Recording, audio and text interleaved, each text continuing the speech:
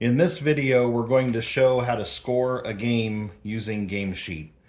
So in this case, GameSheet's not already started, so I'm going to launch it. Here's my game that I downloaded in a previous video and I'm ready to score. So I'm going to tap on the game. The details and the lineups were previously verified, so I'm ready to go to the scoring tab and actually start scoring the game as it's played. You'll notice this little thing that says live scoring. This means that I'm on Wi-Fi and parents or other people using the website will be able to see the game score online as it changes. So as the game gets started, there's several things that we need to keep track of. We want each team to keep track of shots, and this is shots taken by the team, and it's down here at the bottom. So it's not shots on the goalie, it's the actual shots taken by the team. So every time the Sharks take a shot, I'm going to hit plus.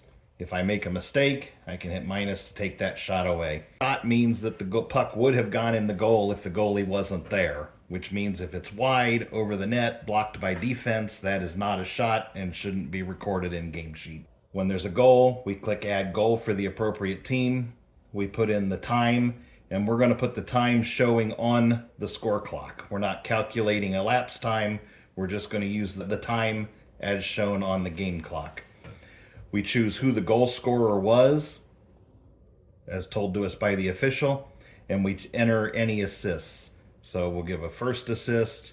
If there is no assist, you can just tap away, and then the box will go away, and no other assist is recorded. If your rink or your team announces goals, this script button will show you who scored, who assisted, and the time of the goal, and then this does calculate the elapsed time from the period.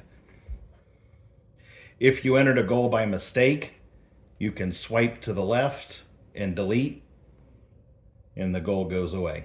With penalties, similar, you add penalty, you put in the time as shown on the clock, enter a penalty duration. We're going to work with GameSheet to make sure that 1 and 1.5 minutes are options, but for now I'm going to choose 2. And then there's a list of penalties, and it is a long list. So the easiest thing to do is to start typing the penalty that you're looking for, and it will come on up to the top. So I'm going to choose a tripping penalty. The penalty was assessed to that player, and the start time should be the time that I had put in for the penalty. Similar to a paper sheet, if the penalty elapses with no goal scored, I can put in the on time, which would be, in this case, 2 minutes after the penalty was called. Similarly, if you make a mistake, you can swipe to the left and the delete button will appear. Choose I don't want to delete it, so I'm just tapping elsewhere to get rid of that. The Ducks have some shots, the Sharks have a few more shots, no other goals happen, and now the period ends and we're ready to move on to the second period. So up at the top of the screen, there's a period selector. Again, this game was only set up with 2 periods, so I changed to period 2. You'll notice that my shots have reset, but the total shots are still there at the bottom. So we still have that. We can start recording shots for the second period.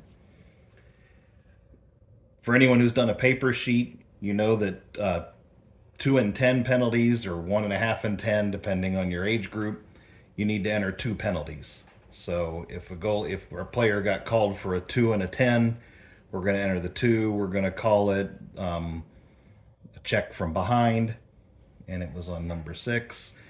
We need to add a second penalty, and that's going to happen at the same time, a 10-minute penalty, and it's a misconduct to go with the check from behind. So we've entered 2 separate penalties for the player, just the same as you would on a paper game sheet. So we're going to continue the game. We're going to have the team score a goal again, or somebody scores a goal.